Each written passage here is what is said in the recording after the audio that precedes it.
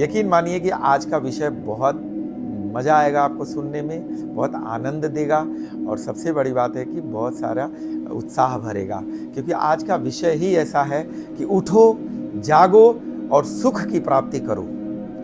जो इंसान का एक बड़ा विषय होता है दिमाग में हर वक्त, सुख मिलना कैसे मिलेगा, क्या होगा, इसी विषय को हमने आज टच किया है। उठो, जागो, सुख की प्राप्ति करो, बल्कि चरम सुख की प्राप्ति करो, क्योंकि इंसान का जन्म बार बार नहीं होना है, एक ही बार होना है।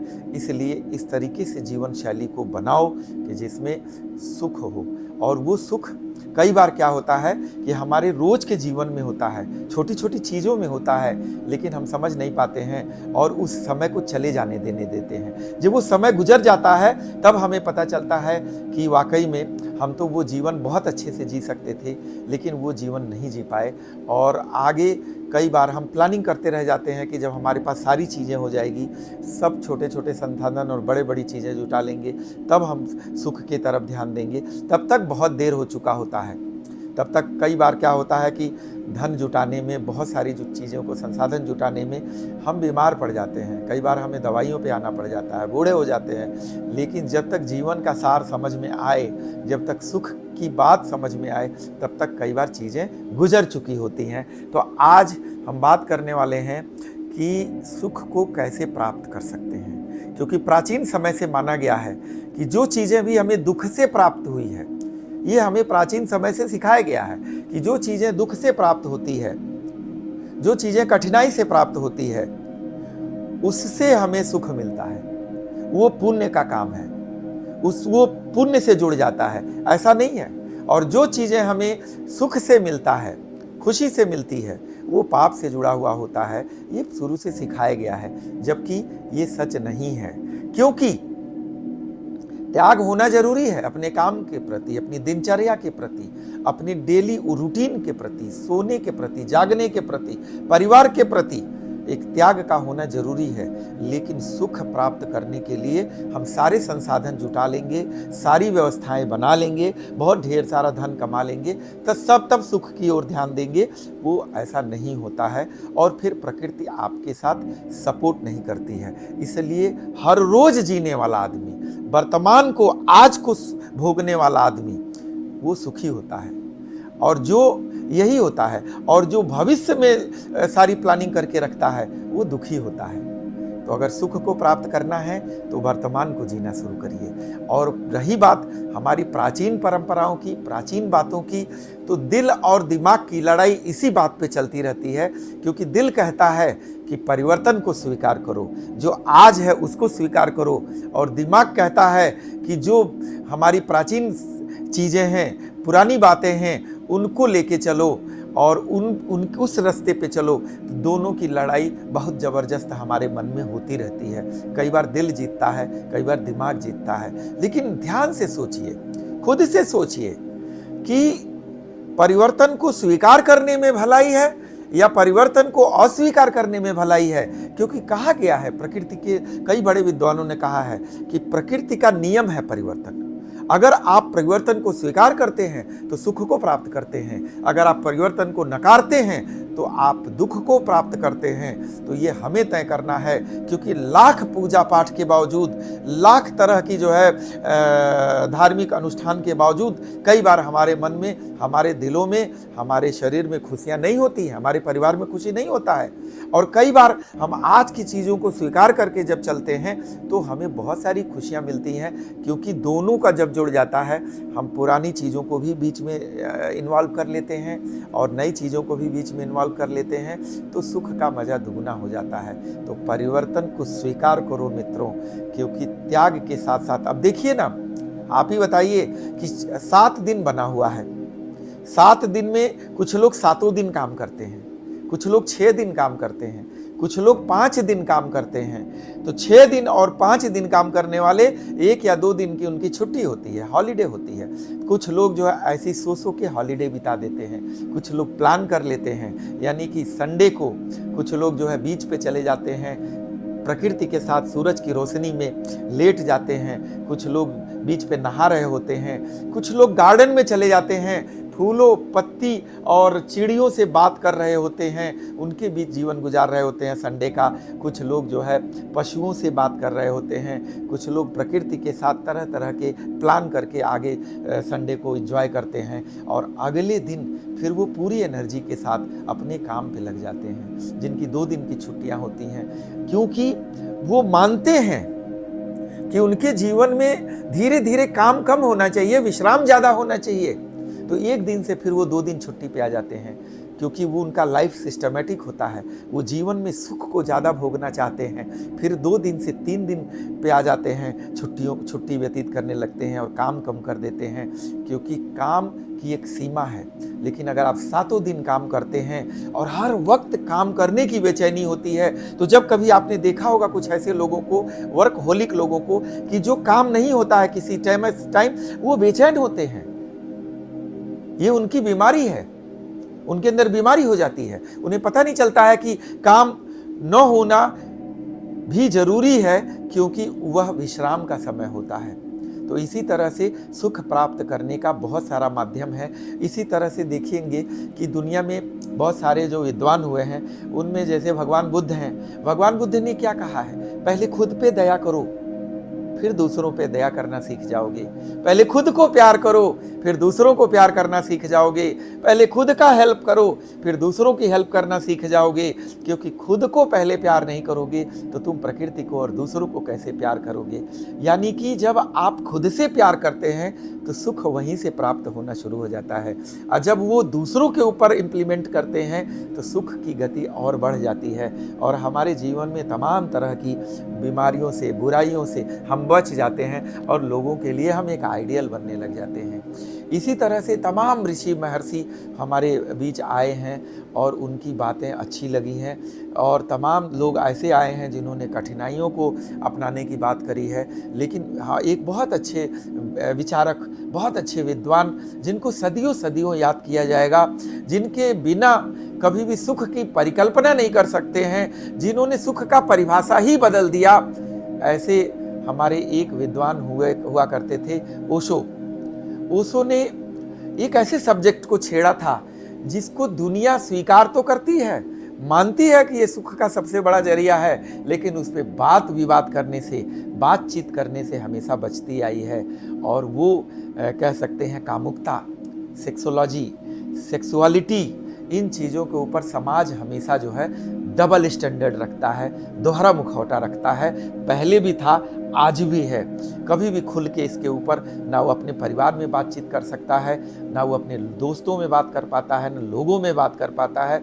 जबकि उसके उस चीज़ को हर इंसान से जुड़ा हुआ वो प्रवृत्ति है हर एक के अंदर, क्योंकि ये मानता है सुख का सबसे बड़ा साधन हमारी कामुकता है। और कामुक व्यक्ति आपने देखा होगा कि वो बहुत उनके अंदर खूबसूरती भी होती है, उनकी क्रिएटिविटी बहुत स्ट्रांग होती है। वो जो है जिस काम को करते हैं उस काम में पूरा 100% देने की कोशिश करते हैं, और उनके अंदर जो एनर्जी होती है, एनर्जी का लेवल ही अलग होता है। लेकिन समाज करता तो है, बनना भी चाहता है, लेकिन डबल स्टैंडर्ड की वजह से, समाज की स्वीकृति की वजह न होने की वजह से कई बार इस पे हमेशा विवाद बना रहता है। वरना आज हम कामुकता को और सेक्सुअलिटी को प्रकृति का, क्योंकि भगवान ने अगर ये गलत होता तो ये हमारे शरीर में इनबिल्ट ना किए होते, हमें भगवान ने दिया ही नहीं होता इस तरह के नेचर को कि हमको छुपाना पड़े। लेकिन हमने उसको पाप मान लिया है, तो वो पाप के दायरे में आने की वजह से वो तमाम विवादित विषय का मुद्दा बन जाता है। लेकिन वही अगर समाज स्वीकार कर लेता तो वो पुण्य के काम में बदल जाता। तो कहीं न कहीं ओशो ने इसी चीज़ को जो है उठाने की कोशिश किया है कि कामुक व्यक्ति कितना वो होता है, कितना क्रिएटिव होता है। उनकी कई किताबें आई हैं जिसमें आप लोगों ने भी पढ़ा होगा। तो आज जो है हम एक कहानी बता रहे हैं छोटी सी उन्हीं की, कि एक जगह रास्ते में कुछ स्टूडेंट्स जा रहे थे, लोग जा रहे थे। वहाँ उन लोगों ने देखा कि एक जगह कोई है, रखी हुई है कोई सामान अंदर, और ऊपर एक चद्दर से ढका हुआ है, और चद्दर से ढकने के बाद वहाँ लिखा हुआ है ऊपर कि अंदर झांकना मना है, अंदर नहीं झांकना है, अंदर झांकना मना है। तो तमाम तरह जो हमारे परंपरा को फॉलो करते हैं, जो सीधे साधे इंसान हैं, उन लोगों ने देखा, उनको लगा लिखा है अंदर नहीं झांकना है, तो वो आगे बढ़ जाते हैं। इसी तरह से कुछ पढ़ने वाले बच्चे आए, तो पढ़ने वाले बच्चों में भी जो सीधे और सरल बच्चे थे, उन्होंने देखा कि अंदर झांकना मना है, तो उन्होंने अंदर नहीं झांका। लेकिन शरारती बच्चे भी होते हैं स्कूल कॉलेजेस में, तो जो शरारती बच्चा था उसने जो है अंदर चद्दर उठाया और अंदर झांक के देख लिया, तो उसे पता चल गया कि अंदर क्या है, और उसका दिमाग फिर जो है अपने नॉर्मल रूटीन में आ गया। और इस कॉलेज में जब क्लास में गया, तो वहाँ पे वो बच्चे जो सीधे साधे, जिनके ऊपर टैग लगा हुआ है, जो तमाम तरह की संस्कारों और कल्चर में बंधे हुए हैं, उन्होंने जो है क्लास में टीचर के सामने भी पढ़ाई चल रही है, आगे ब्लैक बोर्ड पे चीज़ें लिखी जा रही है और एग्जाम आने वाला है, लेकिन उनका ध्यान सिर्फ इस बात पे था कि चद्दर के अंदर था क्या था अंदर चद्दर के। और जो लड़का, ग्रेजुएशन के बच्चे थे, छोटे मोटे बच्चे नहीं थे, ग्रेजुएशन के बच्चे थे, बीकॉम बीए बीएससी वाले बच्चे थे, तो जो बच्चा देख चुका था अंदर, उसको पता था, तो उसका पूरा फोकस ब्लैक बोर्ड पे था, पढ़ाई पे था, क्योंकि उसे और चीज़ों के लिए दिमाग डाइवर्ट करने का कोई सब्जेक्ट नहीं था उसके पास। तो वो जब आया, एग्ज़ाम देने के बाद जब सारे बच्चे निकले, तो जो बच्चा चद्दर देख चुका था झांक के, वो बच्चे ने बहुत अच्छा मार्क्स लेके आया बीकॉम में। और जो बच्चे नहीं देख पाए थे, उनके दिमाग में यही चलता था कि आखिर उसके अंदर था क्या, तो उनका पूरा फोकस अपनी पढ़ाई पे नहीं गया। ये यकीन मानिए कि आज हमारे भारत की सबसे बड़ी समस्या हमारे वर्क जोन में है, हमारे ऑफिसेस में है, जहाँ पे लोग एक साथ मेल फीमेल बैठ के काम करते हैं, तो उनके बीच इस तरह की दीवार खड़ी कर दी गई है, इस तरह कि वो सारी प्रोडक्टिविटी 100% काम पे ना देके बहुत सारा मौका देखते हैं कि उनका मेल का फीमेल से और फीमेल की बातचीत का अवसर कब मिले, तो उससे ऑफिस के बहुत सारे काम अफेक्ट होते हैं। और ये सभी कंपनियों के, जो इस तरह की बड़ी बड़ी कंपनियां हैं, उनके बॉस इस चीज़ से सफ़र करते हैं, जानते हैं। अगर ये समस्या ना होती तो हमारे भारत में हजारों नहीं लाखों आइंस्टीन पैदा होते, हमारे भारत में हजारों नहीं लाखों की संख्या में एक से एक वैज्ञानिक और दुनिया भर के क्रिएटिव लोग पैदा होते, क्योंकि उनको भटकने के मार्ग को से रोका जा सकता था। हमारे एजुकेशन में इस तरह का कोई एजुकेशन नहीं दिया गया है कि हम जब बड़े होते हैं तो हमारा व्यवहार, शारीरिक जब बदलाव आता है तो हमारा व्यवहार लोगों से कैसा होगा। स्कूल कॉलेजेस में इस तरह के एजुकेशन नहीं दिए जाते हैं, जिसकी सबसे ज़्यादा ज़रूरत है, ताकि बच्चे आगे चल करके अपने काम पे फोकस कर सकें, आगे बढ़ सकें। इस तरह का एजुकेशन नहीं बनाया गया है। दूसरा, हमारे घर में भी उस तरह की चीज़ें नहीं डिस्कस की जाती है, ताकि जो है वो जानकारी ले पाए। वो जानकारी इधर उधर से, किताबों से, इनसे उनसे जानकारी जो होती है अधूरी, उसके भरोसे चलते हैं। तो हमें कहीं ना कहीं इस पे विचार करना है, और अगर हम इन चीज़ों को संभाल पाते हैं तो यकीन मानिए हमारी भारत की धरोहर और समृद्ध होगी।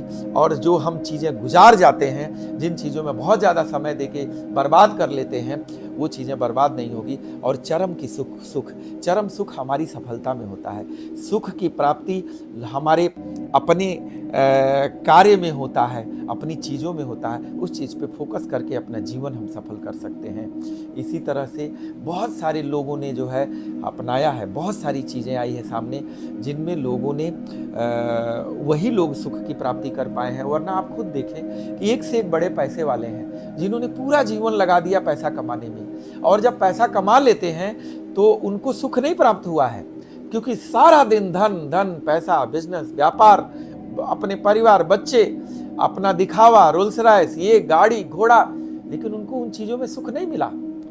और क्योंकि वो सुख चाहते थे जब सब कुछ हो जाएगा तब हमको सुख मिलेगा, तब तक वो बीमार पड़ जाते हैं।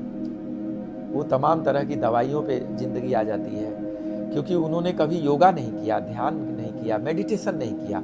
इसीलिए मैं कहता हूँ कि मेडिटेशन करना बहुत ज़रूरी है। कुछ भी हो जाए, सुबह 5 बजे उठ के 2 घंटा अपने लिए समय दो, अपने आप को प्यार करो, अपने शरीर पे ध्यान दो। यकीन मानो कि आपको सुख की प्राप्ति उसी दिन से हो जाएगी, क्योंकि मन और मस्तिष्क हमारा बहुत स्ट्रांग हो जाता है, बहुत ज़्यादा दुनिया का नज़रिया बदल जाता है। और सुख को छोटे शब्दों में आप परिभाषित मत करिए। सुख क्या है? जो चीज़ आज हम प्राप्त कर रहे हैं वो सुख है। और जो चीज़ हम बीत जाने दे रहे हैं वो दुख है। सिंपल परिभाषा यही है। इसको आप मान के चलिए और अपनी जीवन में और मानिए कि परिवर्तन करेंगे तो उस बदलाव से आपका जीवन सुखी रहेगा, और नहीं करेंगे तो आप एक कट्टरपंथ को जन्म देने की कोशिश करेंगे, और कट्टरता में कभी सुख नहीं मिलता है। कट्टरता हमेशा जाहिलियत को आगे बढ़ाता है, और कहीं न कहीं हमें अब जाहिल नहीं बनना है। आज की दुनिया से कदम मिला के चलना है, भविष्य को भी देखना है, आने वाला दिन महसूस करिए कितना बढ़िया है। तो आज हम स्वस्थ रहेंगे, सुखी रहेंगे, तभी हम भविष्य का भी आनंद ले पाएंगे। तो मित्रों, आज हमारा कहने का मतलब यही है कि आप कई ऐसे विचार हैं जो हमारे जीवन में बड़े इम्पॉर्टेंट हैं, लेकिन हम उस पर अपनी बात नहीं रख पाते हैं। तो आपको कभी लगता है कि ऐसी समस्या आपके घरों में, आपके बच्चों में है, आपके स्कूलों में है, कॉलेजेज में है, जहाँ लगता है कि इस तरह के सब्जेक्ट पे बातचीत नहीं हो रही है और बहुत ज़रूरी है, बच्चों को सही रास्ता नहीं मिल रहा है, आप मुझे याद करिए, मुझे बुलाइए। मैं निश्चित मानिए कि कहीं न कहीं इस रास्ते पे, इस चीज़ों पे हम धीरे धीरे जो रोज़ स्टडी कर रहे हैं, रोज़ हम जो है इस पे पढ़ते हैं, ध्यान करते हैं, पूजा पाठ करते हैं, इन चीज़ों से हमारे जीवन में बहुत बदलाव आ रहा है। और ये बदलाव मैं चाहता हूँ कि जीवन में हर किसी के आए, ताकि सुख के अलावा आपके जीवन से दुख बहुत कम हो, सुख का भरमार हो। और जो सुखी व्यक्ति है वही दूसरों को सुख दे सकता है, वह नहीं तो दुखी व्यक्ति कभी दूसरों को सुख नहीं दे सकता है, वो दूसरों को दुख ही दे सकता है। तो सुख और दुख, मुझे उम्मीद है कि आप लोग समझने की कोशिश करेंगे। बाकी इस सब्जेक्ट, ये एक बहुत बड़ा सब्जेक्ट है, इस सब्जेक्ट पे मैं और वीडियो बनाऊंगा और कहीं न कहीं बहुत बारीकी से हम लोग डिस्कस करेंगे। तो आज यहीं हम अपनी बातचीत ख़त्म करते हैं। और जैसा कि आप लोगों को मालूम है कि अब हमारा चैनल जो है प्रमोद गुप्ता बिंदास बोल के नाम से आ गया है, और इस चैनल को, बिंदास बोल को, आप लोग सब्सक्राइब कर दीजिए, लाइक कर दीजिए, ढेर सारा प्यार बनाइए। यकीन मानिए कि जो मैं चाहता हूँ कि आप लोगों का प्यार और आशीर्वाद हमेशा बना रहे, वो आप हमें देने की कृपा करें।